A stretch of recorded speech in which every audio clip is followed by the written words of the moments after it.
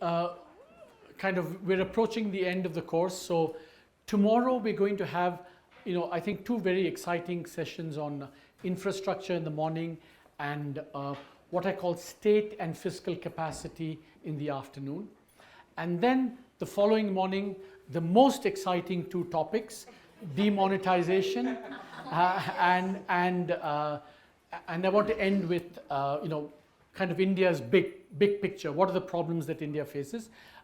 So especially for the demonetization and the India's what I call meta challenges, do read the 2 chapters in the latest survey. That's the reading material for those 2 chapters. Tomorrow's chapter, infrastructure, you should read. Last year we had something on power, which we're going to draw upon, and railways, the one before. So in a sense, we're the end is in sight for all of us, this, if we make it through this session, I think we're home. So let's start. We're going to do, this module has international trade integration, internal trade integration, and internal labor integration, migration. So I want to begin, okay, this is something that I would ask as a pedagogical device. You should, first I'm going to ask you, in turn you should ask your students, do you know your trade? Do you really understand trade? And the question to ask is, are exports good or bad? Are imports good or bad? What would be the answer to that question? No, okay. How many say it's relative? How many say exports are good and imports are bad? No. Oh, you're a very, very, all of you know your David Ricardo better than I do. So, okay, because I think that if you kind of read, especially when your students follow the newspapers and follow the commentary, I can guarantee you that many of them, their instinct will be to think that exports are good and imports are bad. I think this is, if it's not true, all power to all of you, but I think that's the sense. But I think you need to explain why, exports can also be bad. We know why exports are good, you export more, your growth will increase, etc., etc. But you have to explain to them why exports can also be bad and why imports can be very good as well. So I think this is a basic thing. So if you go back to Ricardo and Adam Smith and all those people, they would have told you that actually exports are bad and imports are good. The theory of free trade basically says, I'm exaggerating, that you undertake free trade in order to import more. That's the benefit of trade. You import more, and exports are the sacrifice you have to do in order to get the imports. So in a kind of version where your welfare depends upon consumption, in that version, which is how, and welfare, in that version, basically imports are good, or in fact go further, the object of free trade is to get more imports, and exports are the sacrifice you make in order to get imports. So that's actually the original theory of comparative advantage, and so you have to remind them of that. Now, exports can be bad also because, remember, exports can reduce the availability of domestic goods, for example. And in a sense, this is the version of what I just said. If you want more availability of goods domestically, you want to import more. And when you export, you're actually losing that. So that's the sense, the free trade sense, in which exports are actually not good and they can be bad. And of course, we saw the example this morning where if you export a lot of, if you produce and export of a lot of the resources that you don't have enough of, then exports can be bad too. If you over-specialize in water-intensive goods, and if a country doesn't have comparative advantage in water, exports can be bad as well. So free trade basically says you liberalize to import more, not to export more. And that's something. And we know why imports can be bad. And all of you think imports are bad because when imports come in, local production suffers. That's why all of us think that imports are bad. But we know, for example, that imports increase availability, imports reduce prices, imports increase competition. I mean, the whole point, one of the big, why do we liberalize? Because we want there to be more competition domestically, and imports are what increase the competition in a domestic economy. Similarly, imports can bring in technology, and therefore imports can be good. So I'm exaggerating this, I'm emphasizing this because when you teach your students trade, I am almost positive that they're going to start off with this view that exports are good and imports are bad, and this is something that is a nice way to begin and correct their, whatever priors they might have on this. Any questions? So all of you know, yeah, please. To pay for imports. Huh? We need to pay for imports. That's why exports, exactly. No, for imports. We need to pay for imports, isn't it? It's not free. I mean, you need to pay for everything, my friend. You need to pay for there's no free lunch, you have to pay for everything. From country's perspective, you earn some foreign exchange when you export, but you need to pay for it. So that's the kind of basic premise. All other things are ancillary kind of benefits, but bottom line is that you pay and you kind of earn. At least that basic premise is there, isn't it? No, that's not. See, that in fact, I'm disputing that premise.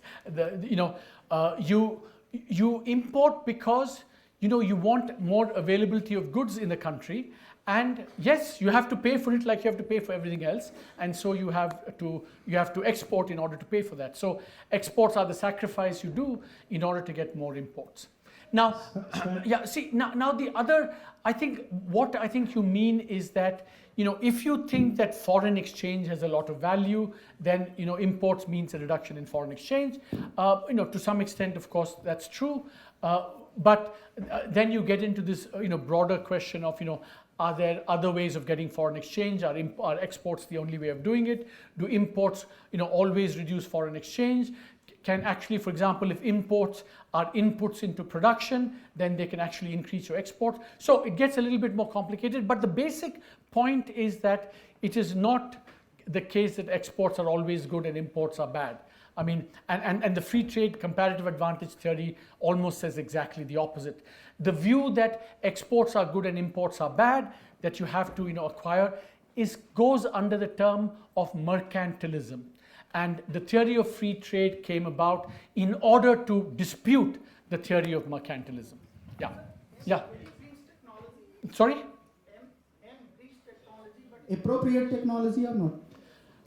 You always, that depends. You're free to get your technology. The man who brings in the imports, he's free to say, I bring it in or don't bring it in. Because there is a contradiction. This productivity is not picking up despite liberalization of import, because we have reduced tariff, we have allowed this import, but the productivity of productivity of the industries is not picking up. What is the evidence for that, my friend? Do you have evidence for that? No, the productivity. No. Do you have evidence for the fact that we liberalized and we didn't get productivity increases in manufacturing? Yes. Is there evidence for that? Yes, sir. So the share of manufacturing you have to show me. Gone up. You have to show me the research. I have to look at it. The share of manufacturing is not going up. But that could be. That could be for other reasons. How do you know it's because of liberalizing the economy? Because spillover of the technology. If there would have been the spillover of the technology. So the high import intensive areas like the manufacturing, we allowed this, but it is not going up. That's why if the productivity has gone up, then the share would have also gone up. So at the macro perspective, since the share hasn't gone up, even it is a declining. And in the service sector, we have not allowed technology in that way. It's in the manufacturing. Cell phones, we haven't allowed technology. Cell phones. But aggregate, I'm talking about aggregate level, not the sector specific. Sector specific. Services some improvement. no, I thought, no, let's not get into this. So show me the evidence, and then we can discuss this in greater detail, okay? So, because I'll also show you some counter evidence, and we can let the evidence fight against each other, yeah? Okay. Okay. In fact, especially for your students, you please invite me to come and speak to them on this subject. It's very important, okay? Okay. Any? Yeah. Actually, sir, I wanted to know about one of the points for supporting import is also value addition through re-exporting. That's what especially, imports are inputs into production and exports. Because of various use of differentiated production in the present days. So you should go to his class now and give lectures. Actually, that is one part of intra-industry trade argument. Exactly. Okay. So I think that I really mean this seriously, that when you begin your classes on trade, I think you should start with asking them, this question, and then having a discussion, and then finally you can impose your views on them. But then let them talk about this. So, I'm going to give you a little bit of the history of trade globally, and then we can talk about a bunch of questions in India. I'm just going to show you some charts. If you look at globalization, over the course of history, from 1870 onwards, we see there have been 5 phases. In the first phase, there was, again, we're back to, I did it myself. I should clap now. without Parth or Kapil or Gayatri or Rangeet. See, I think I'm importing some technology here. So, my learning by doing, exactly. Yeah. So this is the first phase of globalization from 1870 to 1914. Then we had the 2 wars, the depression, globalization came down. And here we measure globalization in a very specific way. What is the share of global exports to global GDP? I mean, that's a very conventional measure of how much trade globalization there is. Then after World War II, we had a steady increase in trade. But then after about the 1990s, we had a very sharp increase in trade until about the global financial crisis. This is the phase that we call hyper-globalization. And then now, this is where now we are in this, Brexit, post-Trump, all this world, where the future of globalization is now open to question. So broadly, these have been the 4 or 5 phases. And now we're in this 5th phase, wondering whether, trade will go like this, or whether it will remain, or I think people are almost certain that it will not go back like this again. So the only question is whether we're going to trudge along, or whether there may actually be some deglobalization as well.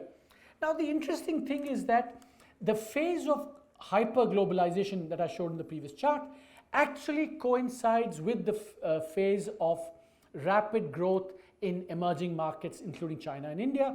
If you see here, this is the red line is the rate of growth, per capita GDP growth of middle income countries, includes China and India.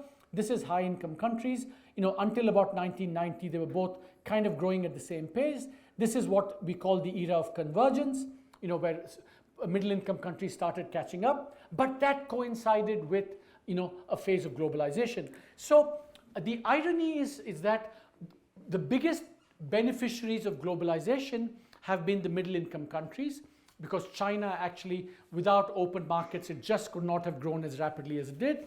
And the second irony, and of course it's true of India as well, I'll show you a chart about India's exports and India's growth. But it turns out that, precisely when, emerging market countries and middle income countries have begun to benefit from globalization, is when now there are increasing calls about whether we should have more globalization or not. So it comes at a slightly tricky and unfortunate time for us. The other big phenomenon that we see is that I just showed you clothing and textiles. China has emerged as a real mega trader. You go back in history, you see that the UK was once a very big trader. This is the number is the exports as a share of world exports. Then Germany, then the USA, then Japan, and today now China is now a mega trader. China is the largest trader in terms of, certainly in terms of goods, it's the biggest exporter. You also see what's happened in the last 30, 35 years is that barriers to trade in goods have come down steadily. These are tariffs that countries impose, but barriers in services remain quite high. Now, you can have, in the case of goods, you have tariffs. In the case of services, the kind of restrictions on trade take different forms. Because services, something that maybe all of you know and maybe you teach this is that when you teach more and more trade, you should also teach the distinction between trade in goods and trade in services. Trade in services can happen in different ways. Trade in services, they say, can happen in 4 different ways. One, you can get cross-border, like data moving, like for example, the Netflix that we get. That's, movement of data across borders. That's called one form of trade in services. The other form is if there's FDI. If, for example, McDonald's comes to China and delivers, burgers, that's a kind of service. Then you can get tourism when people come to consume your services. And then you can have services where, for example, Indian labor goes abroad to deliver, software services, programming services. So there are 4, we call them the 4 modes of delivering services. Cross-border, when capital moves, when the consumer moves, tourism, and when labor moves. So these are the 4 ways in the WTO negotiations on this. They're called 4 modes of delivering services, and there can be restrictions on each of that. For example, visa restrictions are a restriction on services because they impede the delivery of services via trade. If we have barriers on FDI coming in, that's also de facto could be a barrier on. So barriers in services are more tricky, more difficult to measure than in the case of goods. Goods, you just have tariffs and other kinds, more identifiable and transparent ways of barriers, which is providing protection. Now, one of the things, yeah? Any proxy which you may suggest to measure? So you should go to the World Bank database. They have sector by sector, they tell you not proxies, but actual ways of measuring services. So there's a World Bank and OECD index of trade restrictiveness in services. They will tell you, for example, accounting. You could have regulations that impede services. So many different kinds of ways of standards. Supposing you say China says any cell phone in China must have ABC standard, which is the standard the Chinese companies are using. That could be a way of protecting as well. So like IFRS or US GAAP? Or yeah, exactly. That's exactly. That also, accounting standards can be a way for, and so what happens is that in services, these restrictions become very sector specific. So it's difficult to speak of protecting services in general, but you can go and do that. Now the other thing that we've seen is, and I want to maybe this is the point at which, so over the last 20 years, more and more countries are entering into free trade agreements. Now, again, this is a class that in your class, I would kind of teach. When you teach trade agreements or trade liberalization, of course, maybe you don't believe in trade liberalization at all, sir. So maybe in your class, this section won't be there, but it should be there, at least expose your students to this. And then, so when you speak about trade liberalization, good or bad, I think that you need to understand how and when, again, not a policy judgment or anything, but how do countries do this? One, countries could just say we liberalize on our own, we'll reduce barriers, we'll bring down our tariffs, etc., etc. That's called unilateral liberalization. We do it on our own. Second, you could do it because a lot of developing countries, when they had to borrow from the World Bank and the IMF, those colonial, bad guys forced us to open our markets. And, it to some extent happened under the 1991 program with India. We were asked to reduce our barriers as well. So it can happen like that. Third, it can happen under the WTO. So 1 and 2, only a country does it on its own. Under the WTO, you do it what we call multilaterally.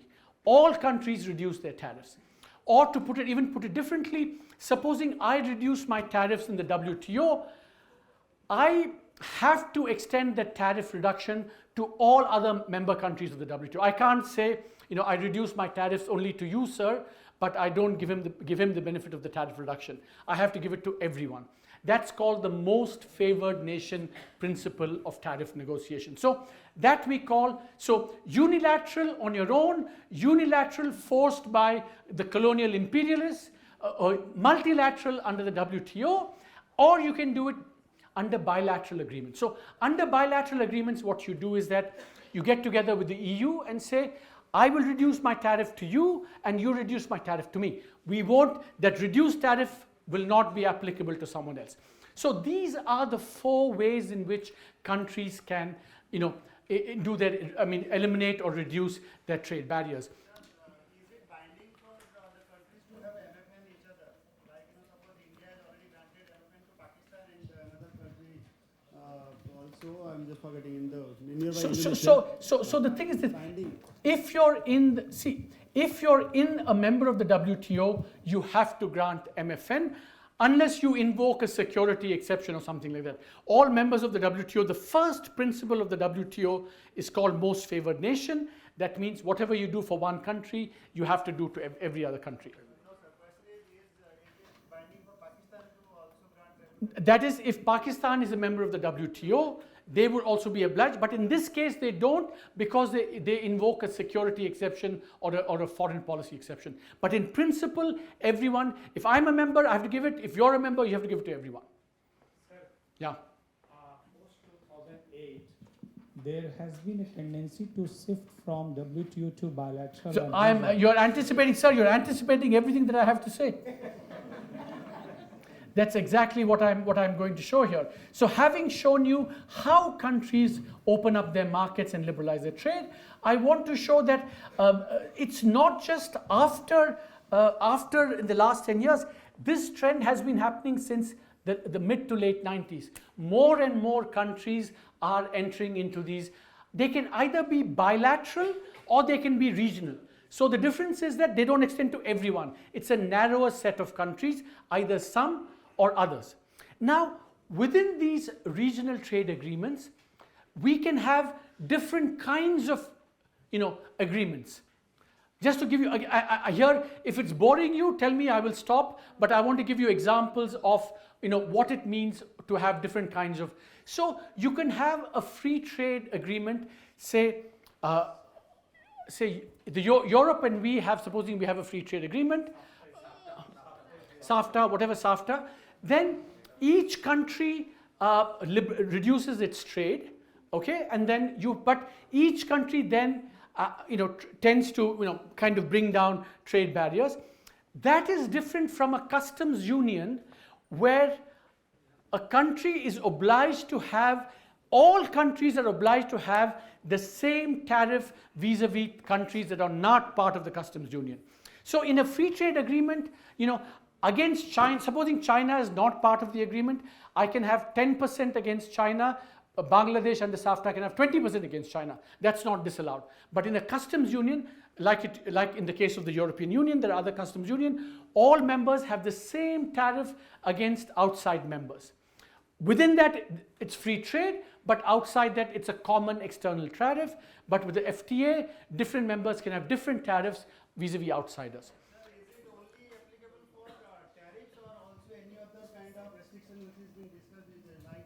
SPS? So that's a very good question. So in principle, that in the case of so in fact that is the next stage. So you can have a free trade agreement, you can have a customs union, and then you can have a common market. In a common market, you also have common regulations, within everyone. But vis-a-vis outsiders, you can have whatever regulation you want. But in a common market, all, like for example, accounting standards, for example, will have to be the same within. Regulatory standards will have to be the same. Then, after the common market, you can have then also a currency union where you then have a common currency. So these are what are called, different degrees of deep integration. Deep integration because shallow integration is you only reduce your tariff barriers. Deep integration is you also start having other regulations, and then in the ultimate, you have a common currency as well. So the funny thing we're going to show you later is that India has a common currency, but regulations, it may not necessarily have a common market. That's the interesting thing. But normally you progress, free trade, customs union, common market, and then currency union. So those are the different degrees of. In the WTO, it's mostly only tariff and non-tariff barriers, and now of course with services we have, but it's still shallow integration. The reason this has happened is that countries may want to go deeper only vis-a-vis some countries and not with everyone else, and that's why they negotiate these free trade agreements. So for example, within Europe, they may be willing to say to each other, your standard and my standard, both are good, but the same standard we cannot. So we don't agree with India's standard, say on secrecy or harmonization, but we agree amongst each other. So they're more willing to do that because standards are similar amongst those countries. So this is what happens. So this is just a kind of description on how do you liberalize unilaterally, regionally, multilaterally. And within regional agreements, you can also have shallow integration and deep forms of integration. Any questions? Sir, from lookist policy to actist policy, can it be little deliberated here, sir? Yeah, I'll show you some charts on that. Huh? Okay, I'm coming to India now. Okay, yeah, please. Yes. So sanitary and phytosanitary measures, they are actually negotiated in the WTO, but also in other forum like the FAO. There's something called the Codex Alimentarius, where you negotiate these standards. But in the WTO as well, you have rules on what kind of standards you can have. Oh, Yeah. First, that gentleman here. what role you see with respect to these regional trading blocks, with respect to overcoming the problems associated with the free trade? Can I read your mind? Can I read your mind, sir? You are very unhappy with our thing with No. ASEAN because of? Yeah, Huh? of course. Because of, let them all know what the product you're. Tell them. I shall tell. Huh? Because free trade always have many disadvantages. Yeah. And because of that. No. I want you to tell them what is the product that really exercises Kerala in the. No, sir. It is not. It's nothing particular to Kerala. Okay. Everywhere. Okay. And throughout the history, that is what I see. Okay. And now Okay. America is also moving away from free trade. Okay. So remember. So I am not going to tell you whether free trade is good or bad. I am only here to describe the facts.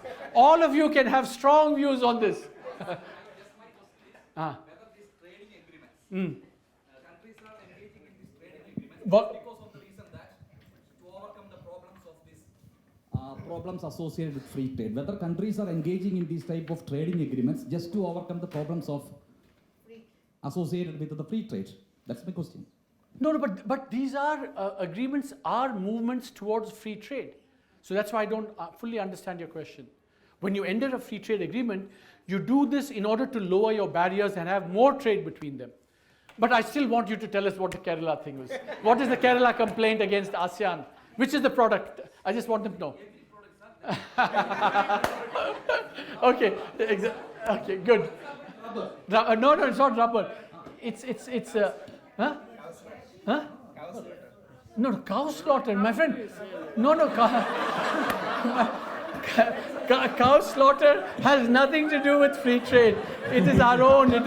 Cow slaughter is our own. It's nothing to do with free trade. Okay. I have yet to see a free. Maybe this should be what we say in free trade agreements. Maybe this should be India's contribution to free trade agreements. To bring in cow slaughter into free trade agreements. Anyway, but anyway, I was pulling your leg. Basically, that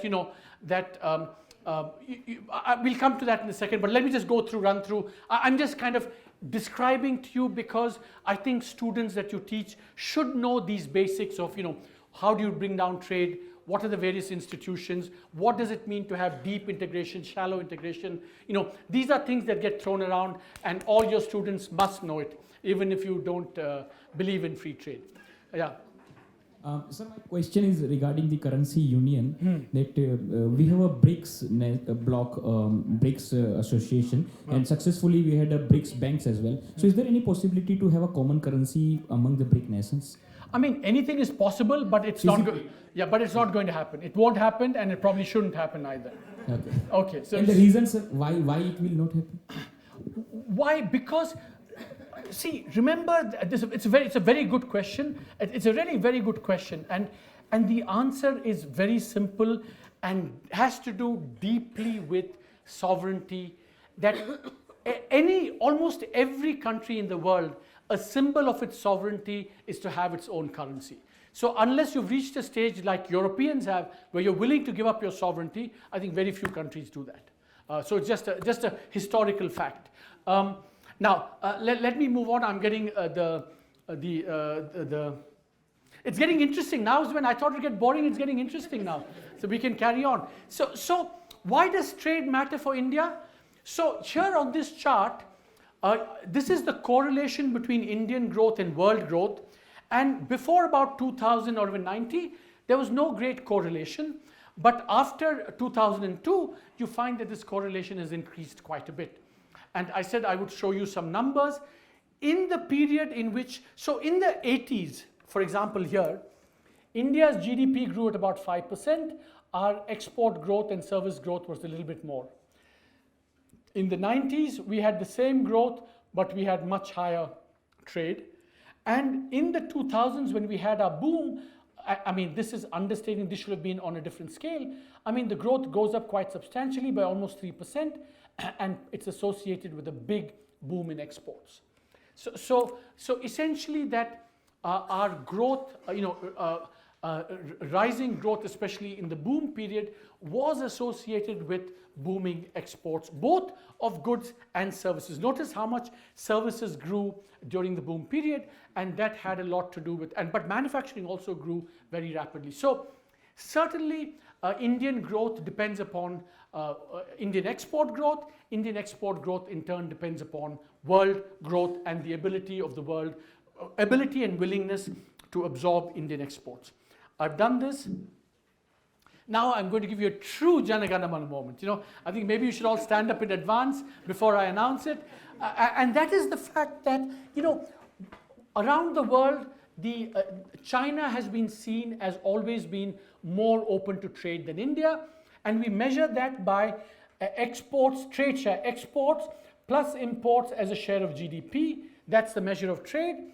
See, look, for a long period in history, China was seen as to be much open, and then boom, we overtook them, and today the red line is above the blue line. India now is, in fact, in trade terms, more open than China, and this is truly a Jana Gana Mana moment. So I think, but you're not standing up, so I'm not going to.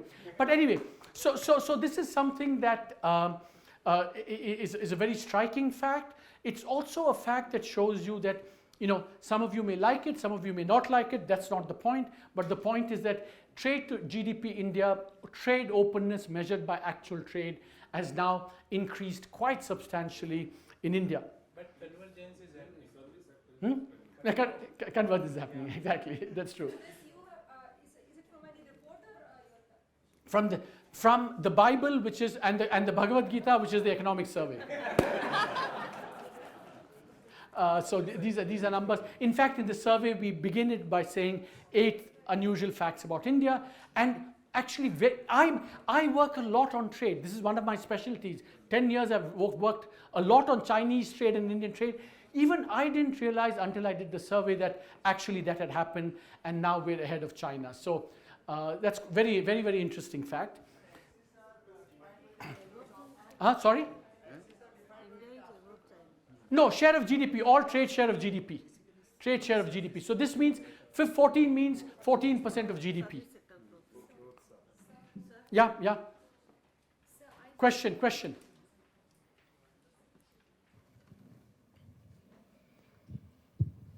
I as we can see, the share of trade has increased over the years. I would just like to know whether is it like concentrated to a few selected countries, or is it more like to many countries? Because that's really important. If we are actually looking just going trading with few countries, if they stop trading with us, it will be a point of concern. It should be a so that's a good point. I think that you could also measure a trade diversification index, for example. Very easy to measure that. Many people have done that, and you can do it.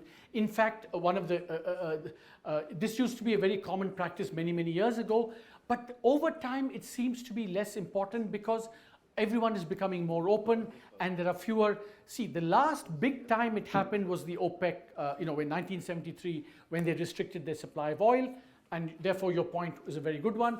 But in the last few years, we look less at this. I mean, in one sense, it's important not just to know because whether other countries might stop. That happens less and less. But you may also want from a risk perspective, right? If all your say exports are concentrated in the US, then if US growth declines, your growth will decline, and so it's nice to get a more diversified. So not only do you may want to have a diversification in terms of commodities, but also in terms of destination and partner countries. So a diversification index would be a very good thing to measure as well. No, I think my friend, you've now asked a lot of questions. No,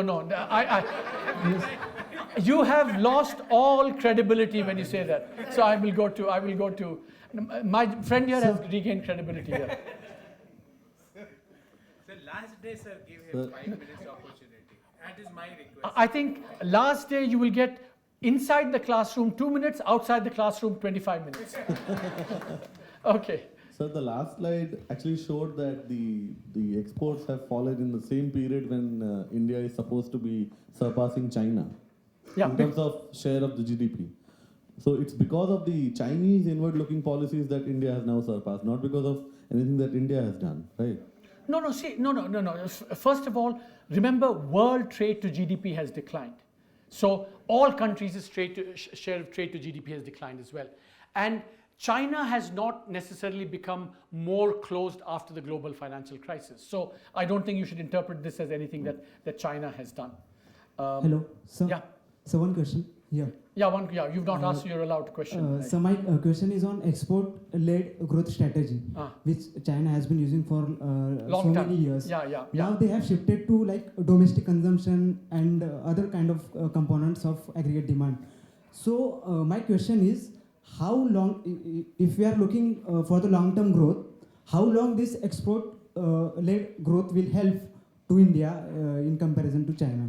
So very good point that China's exports to GDP has come down, partly also because they have gone from an export-led strategy to a domestic demand-led based strategy for political reasons and for economic reasons.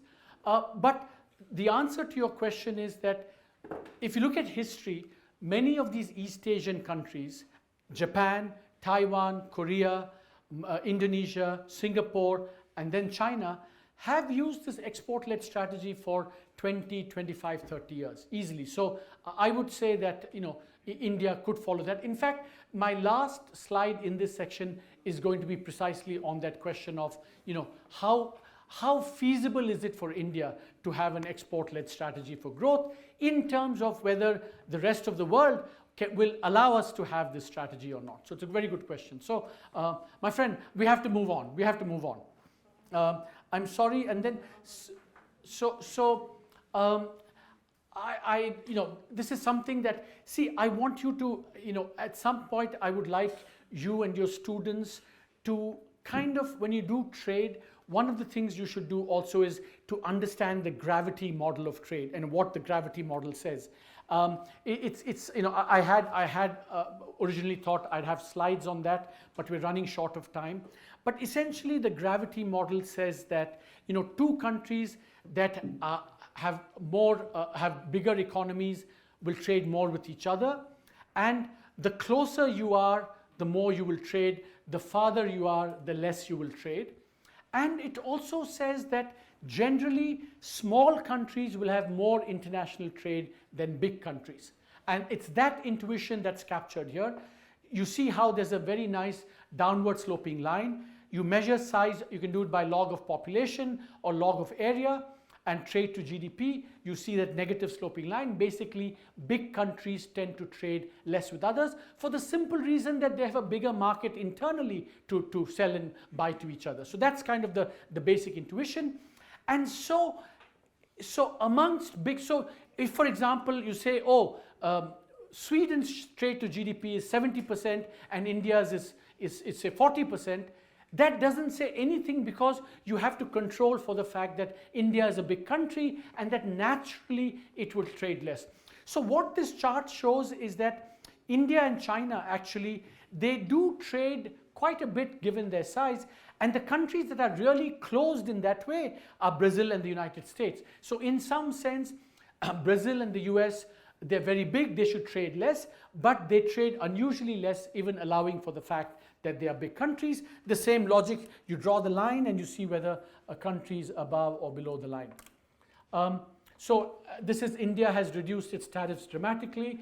Some of you may want to start crying at this point, but please don't do so. This is what we've chosen to do. And so this is what this is. But India has pretty high restrictions on services trade. India, according to the World Bank calculation, has amongst the highest services trade restrictions. We will not allow foreign lawyers to come, foreign chartered accountants to come, all kinds of restrictions on us.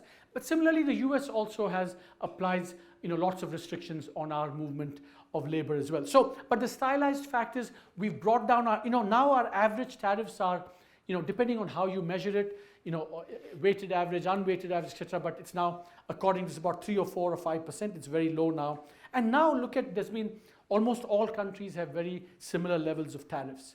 DU is Germany, no? DU is Deutschland, exactly, Germany, correct. So India is also a member of the World Trade Organization. It was an original member of the GATT was the precursor to the World Trade Organization. I think that I can guarantee you that if you teach India and the WTO in your classroom, it will be very, very lively. I think there will be, depending upon who's teaching it from this crowd, I think that, you will have lots of people saying, down with the WTO, imperialists, they force inappropriate technology on us, they do all these horrible things to us, so we should get out of the WTO, etc., etc. I think that will be one discussion, and then there might be another discussion if you're not too dictatorial to allow that, to say that, maybe this is something that we should be part of. There are good reasons to be part of that as well. There's a whole history to the Indian Association, the WTO. Maybe we can have, on another occasion, we can go into it in greater detail because we have to move along, right? So this is Look East. Look East, my friend asked about Look East policy. So India has also been doing, remember the 4 ways of liberalization? One of the things that India has also been doing is to do regional trade agreements. And you see that there is a distinct Look East policy to India's trade. You see Sri Lanka, SAARC, Afghanistan, SAFTA, Singapore, Bangladesh, Bhutan, Nepal, Korea, Japan, ASEAN. So India has been negotiating free trade agreements with all of these countries. We have fewer agreements with European countries, North American countries. Although we are in the process of negotiating with a number of countries, but we have been for some time. When this will come to fruition, we don't know. But this is kind of the Look East policy that, and it began, as you can see, it took off sometime in the mid-1990s. It happened at about the same time the world itself started negotiating more and more free trade. Okay, did India benefit from FTAs? Oh, my friend, I'm not going to, don't get angry with me. I'm going to give you this as a factual chart, but I put this slide up because there is one kind of, methodological kind of device that I would like all of you to teach your students. Now, this happens in almost in so many spheres of economic analysis. Okay, neem coating of urea. Did it help or did it not help? Name a program. Manrega, did it help or did it not help? Free trade similarly, did it help or did it not help? So when you have questions like this, the usual thing, the first thing we do is we say before what was the situation, after what was the situation, right? That's the first level of what we call impact analysis. But that has a serious problem with it. That has a serious problem with it in the sense that afterwards, many things could be happening, not just the free trade agreement, right? So how do you in some ways control for how much, what are these other things, and how much is it due to the, whatever you want to measure, in this case the FTA, is kind of always, it's the most common important question in economic analysis, but also the most difficult one to decipher. You know, we call this, how do you identify the effect of any program or action on an outcome? It's the most, but one thing, this is one thing we do quite often is, this is called the difference in difference approach. So here's an example. Supposing there was an FTA here, okay? This is trade with FTA countries, and this is trade with other countries. So if you did a before-after analysis, you might say, oh, before this was the trade, after this was the trade, therefore this is the difference between the two is the impact on trade. Yeah? But what you actually need to do is that even for other things might change, which would have impacted even your trade with non-FTA countries. So what you do is then you say, what would have been the trade even otherwise without the FTA as measured by what happens with trade with FTA countries. And so the actual effect of the FTA is not the before and after, but the difference between the before and after in the FTA countries and the difference between the before and after in the non-FTA countries. So what you basically say is that, you know, this is the FTA outcome, this is the non-FTA outcome. Without an FTA, this is what would have been with other FTA countries, and therefore this, not this, is the impact of the FTA. So here, I don't want to get into castor oil and rubber, but basically it's a methodological device of how do you do before-after analysis, and this is something that all of you should kind of, you know, it's called the difference in difference approach, and it's, we did this, for example, in the survey on DBT in the case of cooking gas. We also did it on free trade, and, you know, and there are ways of doing this, simpler ways and more sophisticated ways of doing it. Yes? Did India benefit from FTAs? Should this be a little subjective in terms of what products we are looking at, in the sense that the products which inherently, for which it is difficult to comply to the rules of origin thing, they will not benefit from FTA, but then there would be other products which... So true. So now I'm showing this, so a different way of saying what you're saying is that, one, in order to measure the impact, you have to look at commodities. Maybe you have to look also at what are you interested in? Are you interested in exports, imports, employment? So all kinds of things you can look at and, you know, disaggregated and aggregated. One piece of friendly advice, the temptation always is to say, I'm going to look at something very disaggregate, whatever. I think that you should be bold in these things and look at, you know, the bigger impacts and then try and see, you know, what the other more micro impacts will be. Yeah.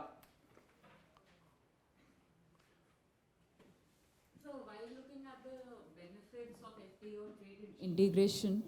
One thing is, if exports are increasing, we need to go into deeper detail about the decomposition, whether we have to see foreign value added, domestic value added. Now, in case of India, the foreign value added is increasing. So I will just quote OECD TIVA, which says that the foreign value added in India's exports has increased from 10% to 24% in 2011. Now, if foreign value added is increasing, then can that impact the industry negatively in terms of employment? If so, we have to, I personally think that we have to look into the forward linkages as well as the backward linkages. So now there's a whole new dimension of complication here, which is that, you see, when we look at exports, for example, exports don't tell you how much, supposing you export 100 rupees worth of cars, how much is the domestic component in that 100 and how much is the foreign component is not clear. You know, after all, supposing you sold a car 100 and the domestic value added was 10, foreign value added was 10, and the rest was all intermediate inputs, for example. So it's going to be, so the impact on the domestic economy is not necessarily captured just by looking at what we call gross exports. We have to decompose that into, in that exports, how much there was domestic value added, foreign value added, and these are all complications, very important complications that are very important. So when you do trade and do this more detailed analysis, you should be aware of this distinction between gross exports and gross imports and value added exports and value added imports. So, but that's a whole different thing, which it's too detailed for me to get into. Now I want to get into very quickly, India's, we have to do internal trade integration, we have to do migration. I'm going to kind of skip through this. Essentially here, my friend, do we have a, oh, this is my favorite,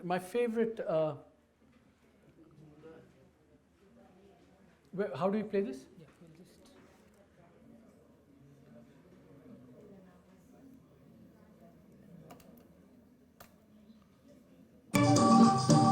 मेरा जूता है जापानी ये पतलून इंग्लिस्तानी sir पे लाल टोपी रूसी फिर भी दिल है हिंदुस्तानी.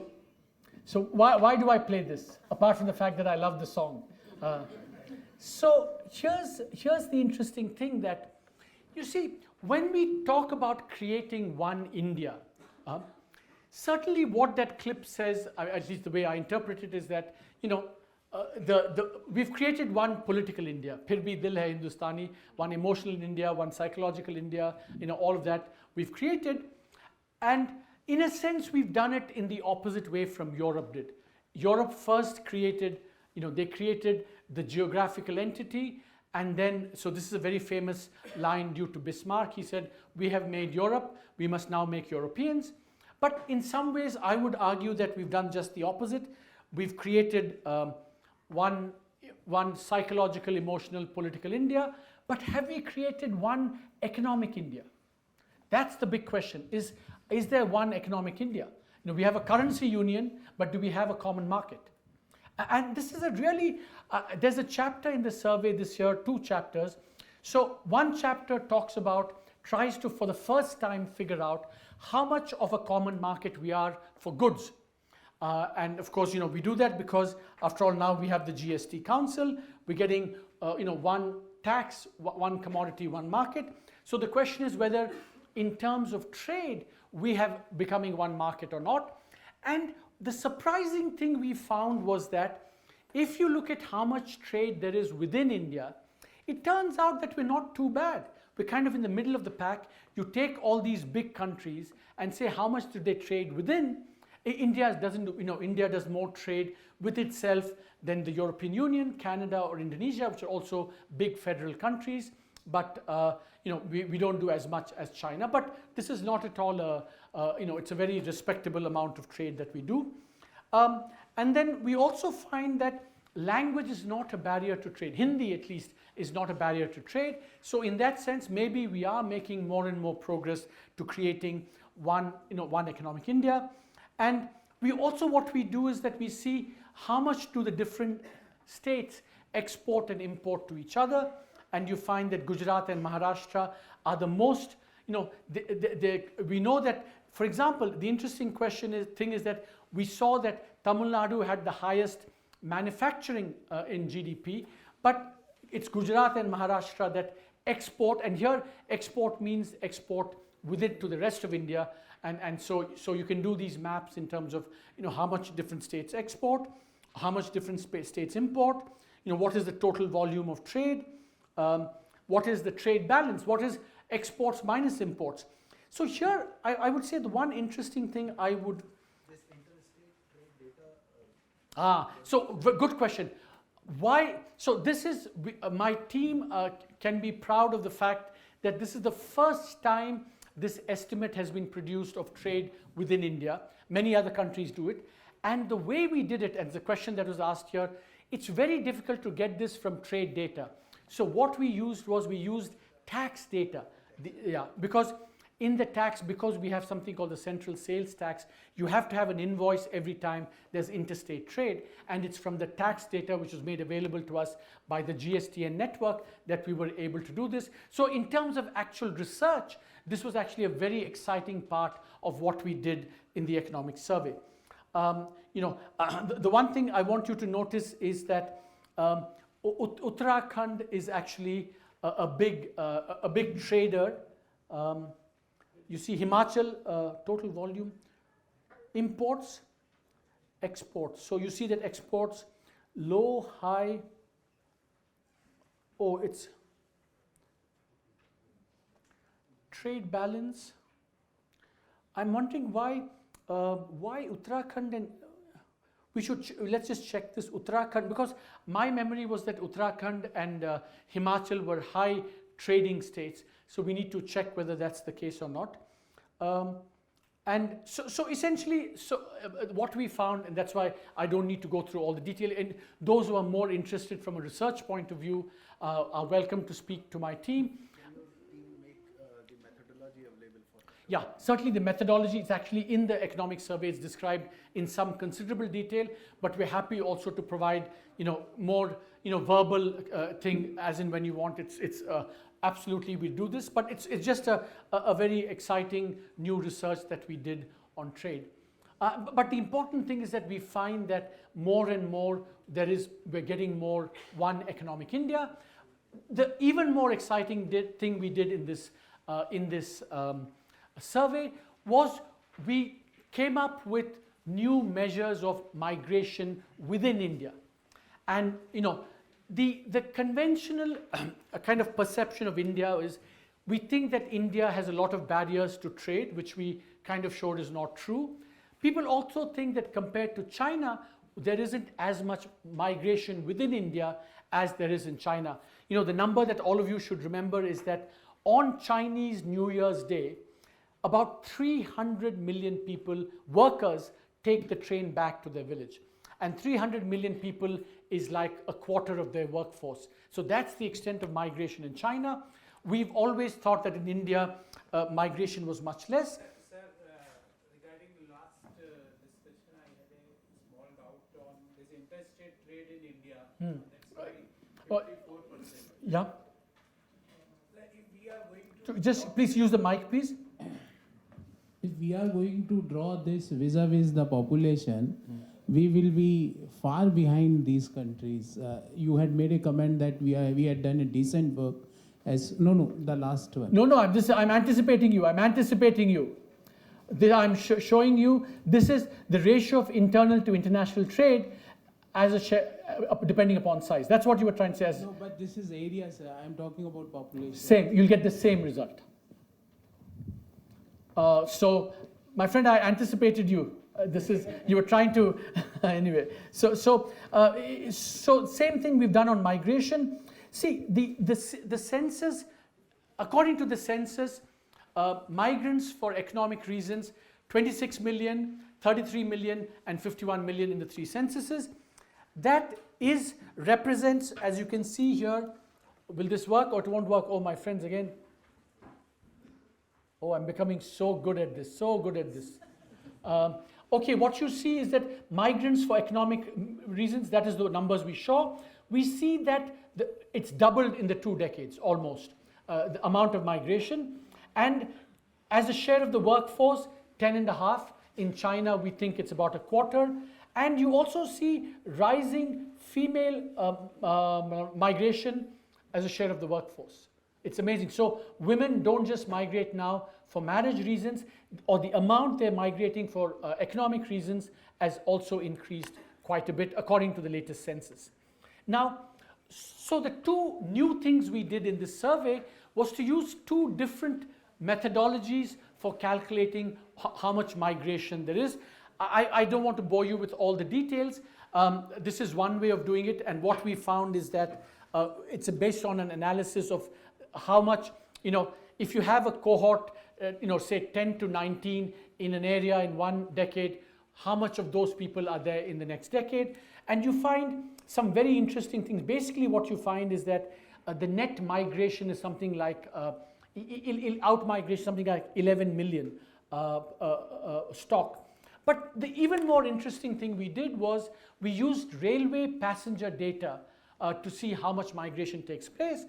And what you find is that from this, the amount of migration that this suggests is 2.5 times what the census suggests. So here we calculate that in terms using railway data, annual migration for work, we think for work-related reasons, is something like somewhere between 8 and 9 million, whereas the census was saying it was something closer to 4 to 5 million. So that is what we find, and this is a very kind of interesting aspect to this. We also, the genius has been, we can show you where all these, the most trafficked routes in terms of interstate migration. This is a similar heat map, district-wise. So here's what I will show. This is a thing which shows kind of how much migration has, the migration over two 10-year periods. The interesting thing is that this means out-migration, this means in-migration, and you see that in the second period, the amount of in-migration and the amount of out-migration is quite high, new amounts. So you are getting more and more places of migration, both as sending places and as receiving places. So the bottom line is that this shows that we are a country where there's a lot of churn happening, not just on trade, but on labor mobility as well. You also find there's a very strong correlation between out-migration and the income of the state. The poorer the state, the more the out-migration. The richer the state, the more the in-migration. And this is the comparison chart. Also a lot of remittances from migration. And so I see lots of mouths opening in yawns. This is the last slide, which basically says that, Ambedkar said that any ideal society should be really mobile, where people are moving, and more this is happening. The last point I want you to take away, and this is in the chapter, but here's the thing. Mera dil hai Hindustani, one political India, slowly GST, one tax, one thing, more and more movement of trade within India, more and more movement of labor, one economic India is happening. But the really interesting thing is that our constitution, if you look at our constitution, and we have a small chapter on that, it actually has, unlike other similar, like the US Constitution or Europe or even the WTO, it actually does not favor creating an economic India, one economic India, as much as other jurisdictions do. So we end by saying, Raj Kapoor was ahead of us, GST has been ahead of us, now maybe the Constitution and the Supreme Court has to catch up with everything. That's it now. Thank you very much. Where